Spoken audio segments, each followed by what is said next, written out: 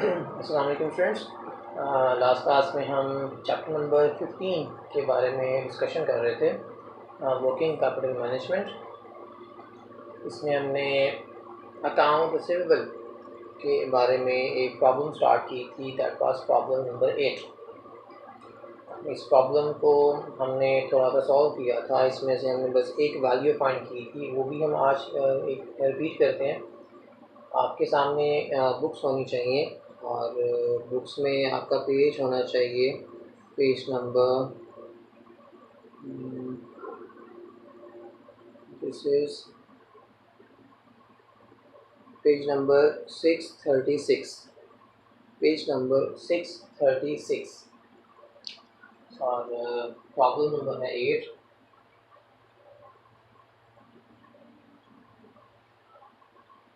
Problem ये आपके सामने मैंने लिख दी है। प्रॉब्लम में आपको दो सिनेरियोज दिए थे, ये एक दफ़ा हम रिवाइज कर लेते हैं लास्ट में ताकि सॉल्व करना आसान हो जाए। आपको दो सिनेरियोज अकाउंट रिसीवेबल्स की जो प्रॉब्लम्स होंगी उसमें आपको दो सिनेरियोज दिए होंगे, एक प्रेजेंट और एक प्रपोज्ड। आपको मैंने बताया था कि प्रेजेंट तो वो कंडीशन होगी जो इस वक्त हमारी है, प्रपोज्ड हम एस्टिमेट करेंगे किसी एक पॉलिसी में चेंज की बेस पे। हम अपने अकाउंट रिसीवेबल्स के बारे में कोई पॉलिसी चेंज करेंगे और उस पॉलिसी के चेंज के मुताबिक हम फिर एस्टिमेट करेंगे कि हमारी future sales, future account collection period क्या हो जाएगा। जैसे इस प्रॉब्लम में आपको बताया गया था कि हम अकाउंट रिसीवेबल्स के बारे में कोई पॉलिसी चेंज कर रहे हैं, उनको हम डेज ज़्यादा दे रहे हैं या किसी भी तरह की पॉलिसी चेंज कर रहे हैं, तो उसकी वजह से क्या हो रहा है कि हमारी 20% सेल्स इंक्रीज़ हो जाएंगी। अभी 360 मिलियन है, पॉलिसी चेंज करके 20% इंक्रीज़ होगा तो वो 432 मिलियन हो जाएगा। एंड फिर उसने बताया कि हमारे एवरेज कलेक्शन पीरियड ये 60 डेज़ के हैं, 20% इंक्रीज़ हो जाएंगे तो ये 72 डेज़ बन जाएंगे। ये दो चीज़ें चेंज हो रही हैं, जबकि सेल्स प्राइस और वेरिएबल कॉस्ट में कोई चेंज नहीं आ रही। ये इनमें चेंज आएगी भी नहीं, किसी न्यूमेरिकल में नहीं आएगी। ये हमारे पास सिनेरियो है, सेल्स दी गई हैं, एवरेज कलेक्शन पीरियड दिया गया है, सेल प्राइस और वेरिएबल कॉस्ट। हमें उसने कहा था फाइंड करने के लिए कि आप फाइंड करें एडिशनल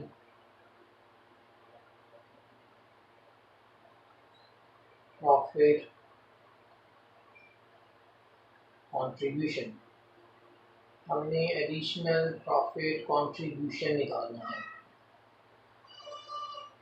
कंट्रीब्यूशन के बारे में आपको मैंने बताया था कि हम सेल्स प्राइस में से सिर्फ वेरिएबल कॉस्ट को माइनस करते हैं, हम टोटल कॉस्ट को माइनस नहीं करते। टोटल कॉस्ट में तो फिक्स कॉस्ट भी आ जाती है, लेकिन कंट्रीब्यूशन जब हमने निकालना होता है तो हम सेल प्राइस में से सिर्फ वेरिएबल कॉस्ट को ही माइनस करते हैं, हम फिक्स कॉस्ट को माइनस नहीं करते, क्योंकि फिक्स कॉस्ट प्रेजेंट में भी वही रहती है और प्रपोज्ड में भी वही रहती है, जिस वजह से दोनों में क्योंकि सेम है, चेंज नहीं हो रही, हम इस वजह से उसको डिसीजन करने के लिए शामिल नहीं करेंगे। हम सिर्फ उन चीज़ों को शामिल करेंगे जो कि हमारी पॉलिसी में चेंज होने की वजह से चेंज हो रही हैं। सेल्स चेंज हो रही है और एवरेज कलेक्शन पीरियड चेंज हो रहा है, लेकिन हमारी फिक्स कॉस्ट चेंज नहीं हो रही। तो एडिशनल प्रॉफिट कंट्रीब्यूशन हमने कैसे निकाला था? हमने प्रेजेंट का कंट्रीब्यूशन निकाला था कि इस वक्त हमारा कंट्रीब्यूशन कितना है। उसका आपको मैंने फार्मूला बताया था कि हम फार्मूला करते हैं units sold into sale price minus variable cost. ये फार्मूला बेशक आपने प्रेजेंट में फाइंड करना है, बेशक आपने प्रपोज फ्यूचर में जाकर फाइंड करना है, दोनों में आपने ये फार्मूला अप्लाई करना है।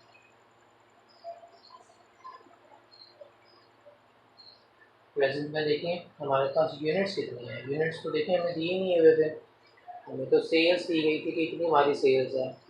यूनिट हम निकाल सकते हैं, कैसे निकालेंगे? जो प्रेजेंट की सेल्स हैं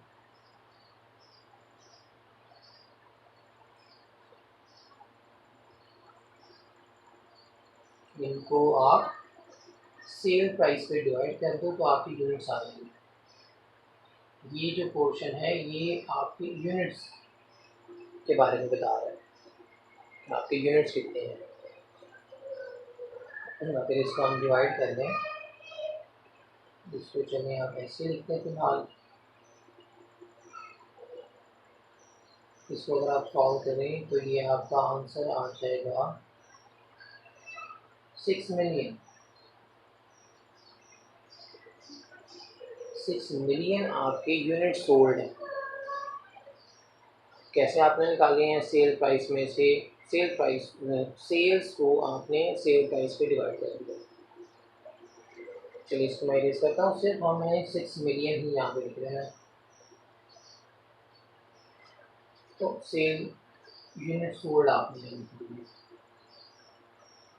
या आपने इन दोनों को डिवाइड करके निकालना है। सेल प्राइस गिवन है 60 प्रेजेंट में, वेरिएबल कॉस्ट है 5। इसको जब हम सॉल्व करेंगे तो आपका आंसर आ जाएगा 30 मिलियन। तो इस वक्त हमारा कंट्रीब्यूशन है 30 मिलियन। प्रपोज में फ्यूचर में जाकर अगर देखें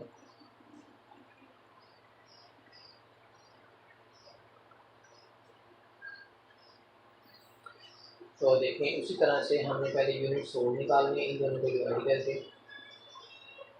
432 को हम 60 पे डिवाइड कर देंगे, ये आ जाएगा 72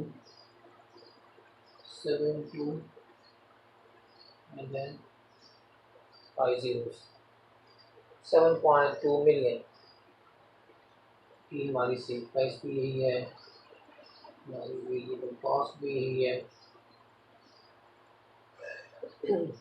इसको हम जब सॉल्व करेंगे तो क्या आ जाएगा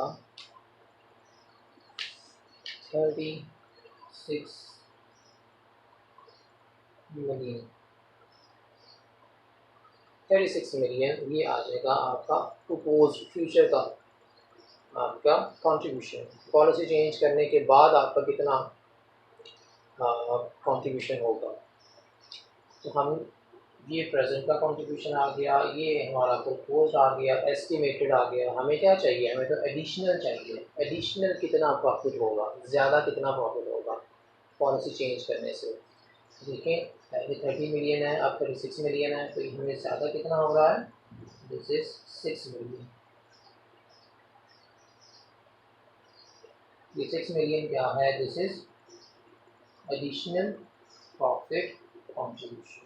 6 मिलियन हमें ज़्यादा प्रॉफिट हो रहा है जब हम अपनी पॉलिसी चेंज करेंगे। तो यहाँ तक हमने देखा था अपनी लास्ट क्लास में। न्यू जो हमने देखना है उसमें एक और चीज़ हम फाइंड करते हैं। ये जो रिक्वायरमेंट्स हैं ये तो आपको क्वेश्चन में बताई गई हैं। उसमें आपको वन बाय वन कहा है कि पहले ये कंट्रीब्यूशन निकालें, फिर कहा है कि सेकंड चीज़ निकालें। लेकिन अकाउंट रिसीवेबल्स के जब भी न्यूमेरिकल आएंगे तो आपने ये सब चीज़ें फाइंड करनी होंगी जो मैं फाइंड करूँगा। ये इसका एक न्यूमेरिकल है, टोटल न्यूमेरिकल है इसका। तो एडिशनल प्रॉफिट कंट्रीब्यूशन निकालने के बाद सेकंड चीज़ निकालते हैं मार्जिनल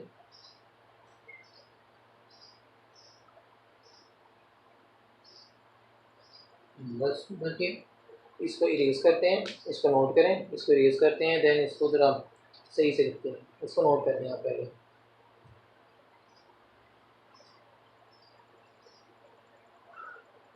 चलें अब हम इसकी रिक्वायरमेंट भी देखते हैं।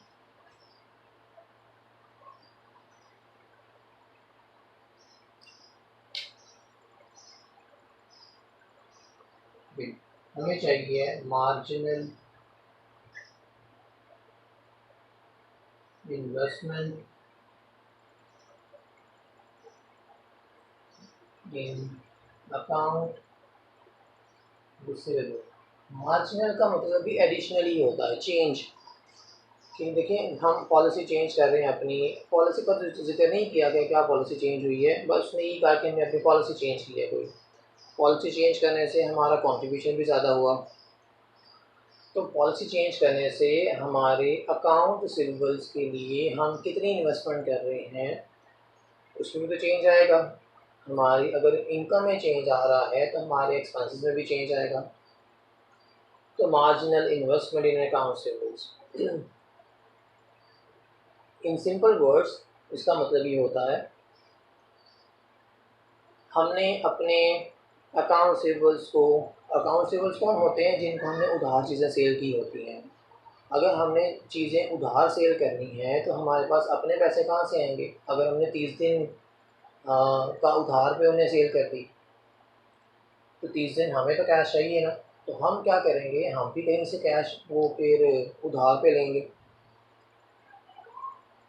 तो पॉलिसी चेंज करने से अगर हमारी सेल्स बढ़ रही हैं तो इसका मतलब है कि हमारे अकाउंट रिसीवेबल्स भी बढ़ रहे हैं। अकाउंट रिसीवेबल्स अगर बढ़ रहे हैं तो इसका मतलब है कि हमारे पास ज़्यादा कैश है जो कि इस वक्त मौजूद नहीं है, जो हमने बाद में लेना है लोगों से। तो सारा कैश तो हमने लोगों से लेना है, अभी हमारे पास अपना कैश तो है ही नहीं है।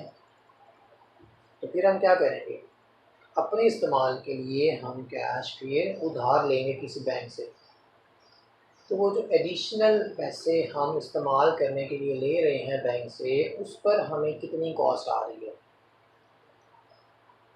जब हम उधार सेल ज़्यादा करेंगे तो इसका मतलब है कि हमारे ज़्यादा पैसे टाइड अप हो गए हैं हमारे अकाउंट सेविंग्स के पास। हमारे पास अब ज़्यादा कैश नहीं है इस्तेमाल करने के लिए। जितने पैसे थे हमने चीज़ें बना के अपने कस्टमर्स को उधार सेल कर दी हैं, अब हमारे पास कैश नहीं है। उनसे पैसे तो मिलने हैं, कितने दिन के बाद मिलने हैं, 60 दिन के बाद मिलने हैं या 72 डेज़ के बाद मिलने हैं। तब तक हम क्या करेंगे, तब तक तो हमने कहीं से पैसे पकड़ने हैं ना अपने इस्तेमाल के लिए। तो जब हम वो पैसे पकड़ेंगे तो उस पर हमने भी इंटरेस्ट पे करना होगा। तो पॉलिसी चेंज होने से जितने अकाउंट रिसीवेबल्स बढ़ेंगे उतने ही हमें कहीं से उधार पैसे पकड़ने पड़ेंगे, और उन पर हमने एडिशनल कितना इंटरेस्ट पे करना है। चलें इसको भी छोड़ें, हमें जितने ज़्यादा अकाउंट रिसीवेबल्स पड़ेंगे हमें उतने ही पैसे कहीं ना कहीं से उधार पकड़ने पड़ेंगे। वो कितने पैसे होंगे, वो कहलाएंगे marginal investment in account receivables. इसमें भी हमने एक प्रेजेंट कंडीशन निकालनी है और एक हमने इसमें प्रपोज निकालनी है।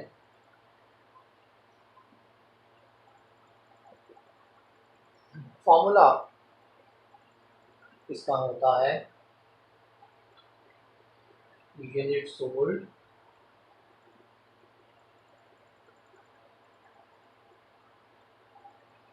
into variable cost divided by account receivable turnover।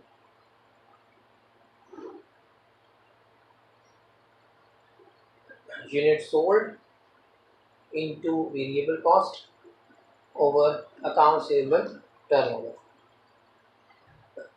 ये फार्मूला आपने प्रेजेंट में भी अप्लाई करना है और आपने प्रपोज में भी फार्मूला अप्लाई करना है। देखें यूनिट सोल्ड आपको दिए गए हैं, हमने फाइंड किया था इससे पहले। हाँ, वेरिएबल कॉस्ट आपको दी गई है। अकाउंट रिसीवेबल टर्नओवर, ये देखिए आपको नहीं दिया गया, अकाउंट रिसीवेबल टर्नओवर आपको नहीं दिया गया, लेकिन ये फाइंड करने के लिए आपको एवरेज कलेक्शन पीरियड दिया होता है। अगर तो अकाउंट रिसीवेबल टर्नओवर गिवन है फिर तो आप डायरेक्ट फार्मूला अप्लाई करते हैं, लेकिन अगर गिवन नहीं है फिर हमें पहले अकाउंट रिसीवेबल टर्नओवर फाइंड करना पड़ेगा, फिर हम ये फार्मूला अप्लाई कर देंगे। कोई मुश्किल बात नहीं है इसमें। आप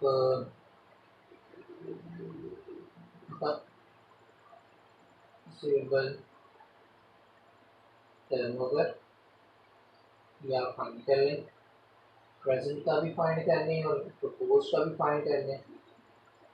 आसान सा इसका फार्मूला है 360, मतलब एक साल के दिन। 365 भी लिख सकते हैं, 360 भी लिख सकते हैं। 360 लिखेंगे तो आपकी ज़रा कैलकुलेशंस वो आसान हो जाएंगी। 360 divided by average collection period, ये फार्मूला होता है अकाउंट रिसीवेबल टर्नओवर का। तो 360 को अगर आप डिवाइड कर दें एवरेज कलेक्शन पीरियड पे, ये क्या आ जाएगा, this is 6 times. Turnover times में होता है, ये डेज में होता है। एवरेज कलेक्शन पीरियड ये डेज में होता है, अकाउंट रिसीवेबल टर्नओवर टाइम्स में होता है। इसी तरह से आप प्रपोज का भी निकाल लें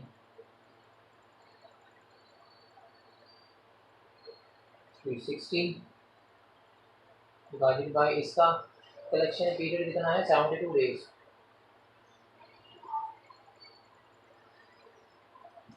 इसको हम डिवाइड करते हैं और डिवाइड करके हमारा आंसर आ रहा है 5। This is 5 times. तो फॉर्मूले में हमें यूनिट सोल्ड चाहिए, ये हम पहले फाइंड कर चुके हुए हैं। हमें वेरिएबल कॉस्ट चाहिए, ये हमें ऑलरेडी गिवन है। अकाउंट रिसीवेबल टर्नओवर गिवन नहीं था। अकाउंट रिसीवेबल टर्नओवर फाइंड करने के लिए हमें एवरेज कलेक्शन पीरियड दिया होता है।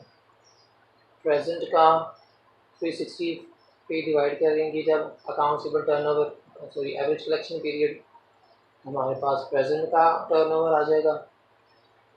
प्रपोज का डिवाइड करेंगे एवरेज कलेक्शन पीरियड, हमारे पास प्रपोज्ड का टर्नओवर आ जाएगा।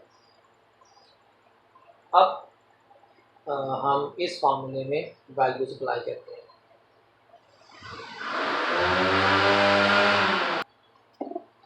उसी तरह से हम प्रेजेंट फाइंड करेंगे पहले।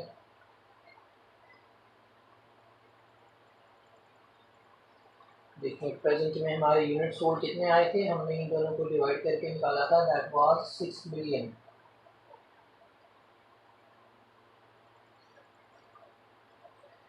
और वेरिएबल कॉस्ट कितनी है 55, से मल्टीप्लाई करेंगे।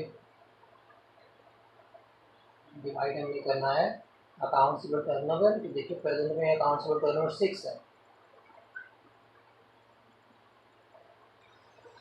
इसको जब हम सॉल्व करेंगे तो हमारे पास आंसर आ जाएगा 55 मिलियन। इस वक्त हमें अकाउंट रिसीवेबल्स में इतनी इन्वेस्टमेंट करना पड़ती है 55 मिलियन की। तो रोज़ देखते हैं पॉलिसी चेंज जब हो जाएगी फिर हमें कितनी इन्वेस्टमेंट करना पड़ेगी। देखें इसमें हमारे यूनिट्स कितने आए थे, आई थिंक वो आए थे 7.2 मिलियन।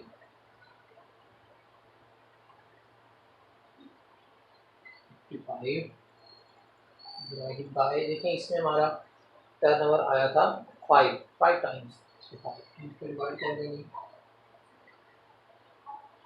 इसको हम सॉल्व करते हैं।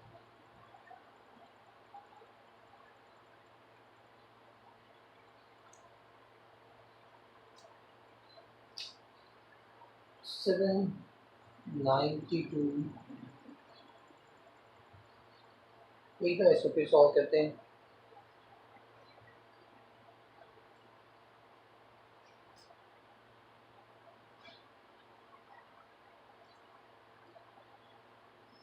ओके 792,100,000 ये हमारी प्रपोज इन्वेस्टमेंट हो जाएगी। अभी 55 मिलियन हमें इन्वेस्ट करना पड़ता है अपने अकाउंट रिसीवेबल्स के लिए। फ्यूचर में कितना करना पड़ेगा 79.2 मिलियन हमें इन्वेस्ट करना पड़ेगा अपने अकाउंट रिसीवेबल्स में। इसका आसान अल्फाज में मतलब क्या है कि अभी हमें इतना उधार लेना पड़ता है क्योंकि हमने तो उधार लोगों को सेल कर दिया होता है, हमारे पास तो पैसे नहीं होते, हमने तो उनसे पैसे लेने होते हैं। तो अभी हम इतना उधार लोगों को जब हम सेल करते हैं तो अभी हमें इतना उधार लेना पड़ता है अपने इस्तेमाल के लिए, और जब पॉलिसी चेंज करेंगे, जब सेल्स बढ़ जाएंगी, तो फिर हमें इतना उधार लेना पड़ेगा। कितना उधार ज़्यादा हो गया, इसको हम अगर माइनस कर लें तो देखिए आ जाएगा, दिस इज 24.2 मिलियन। इतने पैसे हमें ज़्यादा उधार लेने पड़ेंगे अगर हम अपनी सेल्स बढ़ाते हैं। ये अमाउंट क्या कहलाएगी, this is marginal investment in account savers. ये हमारे अकाउंट सेवर्स में मार्जिनल इन्वेस्टमेंट है, एडिशनल इन्वेस्टमेंट है। जब हम अपनी पॉलिसी चेंज करेंगे तो इतने पैसे हमें मज़ीद उधार लेने पड़ेंगे। अभी हम इतने पैसे उधार लेते हैं, लेकिन जब हम अपनी सेल्स को बढ़ाएंगे, पॉलिसी चेंज करेंगे, फिर हमें इतने पैसे उधार लेने पड़ेंगे। तो कितने ज़्यादा हो गए हमारे 24.2 मिलियन।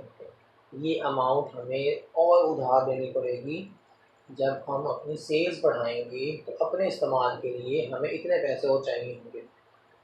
अपने इस्तेमाल में हमें क्या करने हैं, हमें ज़्यादा चीज़ें बनानी हैं, चीज़ें बनाकर फिर सेल करनी है। तो हमें अपनी चीज़ें बनाने के लिए कहाँ से पैसे आएंगे, तो हमें कहीं ना कहीं से उधार लेने पड़ेंगे। हम बैंक से लोन ले सकते हैं, हम किसी कंपनी से उधार ले सकते हैं। तो इतने पैसे हमें और उधार लेने पड़ेंगे। ओके, यहाँ तक नोट करें, फिर इसको मज़ीद देखते हैं। ओके, देखें, जब आपने इतने पैसे मज़ीद उधार ले लिए हैं तो ज़ाहिर है ये आपको कोई फ्री में तो नहीं देगा, इस पर आप पे इंटरेस्ट चार्ज किया जाएगा।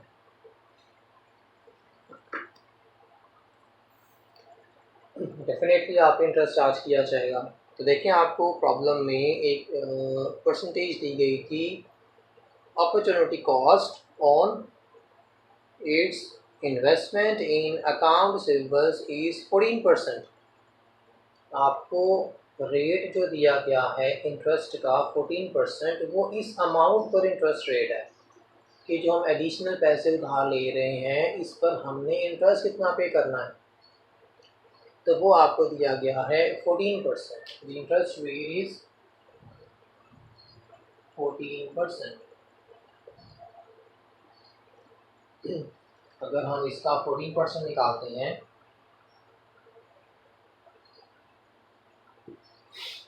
तो वो देखिए वो क्या आता है।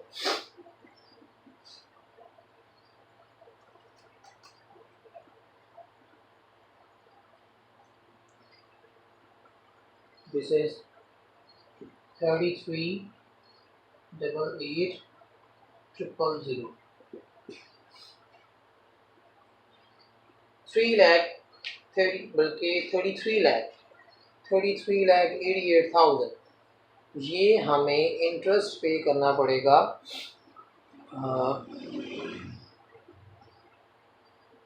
ये हमें इंटरेस्ट पे करना पड़ेगा अगर हम एडिशनल ये वाली कॉस्ट जब हम बियर करेंगे। जब हमने इतने पैसे मज़ीद उधार लेने हैं तो इस पर हमें इतना इंटरेस्ट पे करना पड़ेगा। ये जो अमाउंट निकली है इसे कहते हैं cost on marginal investment in account. ये इस इन्वेस्टमेंट पे कॉस्ट आ रही है कि इतने पैसे आपको उधार भी लेने पड़ेंगे, इतने पैसे आपको इंटरेस्ट भी पे करना पड़ेगा। So this is marginal investment in account receivables. And जब इसी का इसके आंसर पे जब हम इंटरेस्ट अप्लाई करते हैं तो वो आ जाता है कॉस्ट ऑन मार्जिनल इन्वेस्टमेंट। ये आपकी कॉस्ट आ रही है। अब देखिए, इसमें दो चीज़ें हो गई हैं। एक आपने कंट्रीब्यूशन निकाला था और एक आपने एडिशनल कंट्रीब्यूशन निकाला था कि हमें इतना प्रॉफिट ज़्यादा होगा रिक्वायरमेंट ए में, और रिक्वायरमेंट बी में आपने ये निकाला कि इतनी आपको कॉस्ट भी ज़्यादा पे करना पड़ेगी। जो हमने रिक्वायरमेंट ए में निकाला था, इसको आप नोट करें, मैं इसको रेस करता हूँ, फिर एक उसकी फाइनल रिजल्ट निकालते हैं इसका। ओके, अब देखिए आपके सामने तो सारा क्वेश्चन होगा, यहाँ पे जगह नहीं है, इस वजह से मैं इसको रेस कर रहा हूँ। देखें, जो टोटल क्वेश्चन आपके सामने होगा उसमें देखिए दो आंसर्स हैं। एक आपके पास ऑप्शन ए थी, इसमें आपने एडिशनल प्रॉफिट कंट्रीब्यूशन निकाला, इसका आंसर था 6 मिलियन का। देन आपने रिक्वायरमेंट बी में देखा, cost of marginal investment in accounts payable, ये आपकी आती है 33,88,000।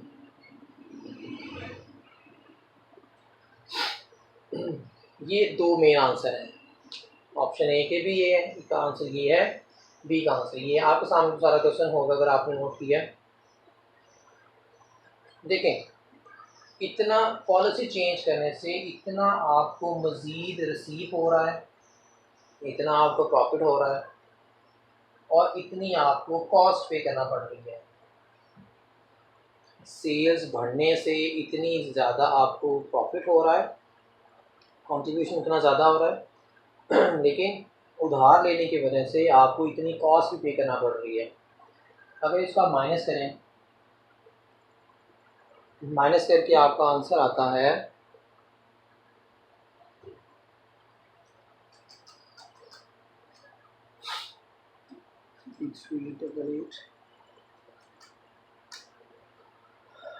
2612,000।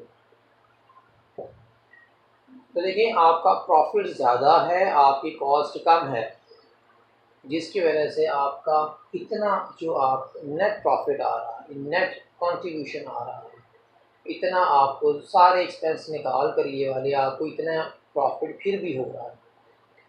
ठीक है, ये आंसर, ये आपका फाइनल आंसर होगा, जिसकी बेस पे हम डिसीजन करेंगे कि हमने अपनी पॉलिसी को चेंज करना है या नहीं करना। अगर कंट्रीब्यूशन ज़्यादा है, ये इन्वेस्टमेंट कम है, तो ज़ाहिर है ये आंसर पॉजिटिव में आ रहा है। अगर ये आंसर पॉजिटिव में आ रहा है देन हम अपनी पॉलिसी को चेंज कर लेंगे। लेकिन अगर कंट्रीब्यूशन कम है, ये इन्वेस्टमेंट ज़्यादा आ रही है, ये कॉस्ट ज़्यादा आ रही है, हमारा आंसर माइनस में आएगा, ज़ाहिर सी बात। तो अगर आंसर हमारा माइनस में आता है देन हम पॉलिसी को चेंज नहीं करेंगे। तो ये आपका सारा क्वेश्चन है, इसमें आपने दो चीज़ें निकालनी हैं, कंट्रीब्यूशन निकालना है और कॉस्ट निकालनी है। ये हम अर्न कर रहे हैं इजाफी तौर पे, ये हम पे कर रहे हैं इजाफी तौर पे। इनको माइनस करके हम बताएंगे कि हमें प्रॉफिट हो रहा है या लॉस हो रहा है, और उसकी बेस पे हम डिसीजन करेंगे कि पॉलिसी चेंज होगी या नहीं होगी। चलें इसको देखें, फिर हम नेक्स्ट क्लास में और क्वेश्चन करेंगे इसी तरह के, इसमें और भी चीज़ें होंगी। इसमें बस दो थी, एडिशनल प्रॉफिट कंट्रीब्यूशन और cost of margin investment council, उसमें और चीज़ें भी आएंगी, तो इसी के नीचे ऐड होती जाएंगी। जितनी चीज़ें भी आती जाएंगी वो इन्हीं दो के नीचे ऐड होती जाएंगी, ये दो ऐसे ही रहेंगे। चलिए इसको देखें, हम फिर नेक्स्ट क्लास में और क्वेश्चन देखेंगे। Thank you.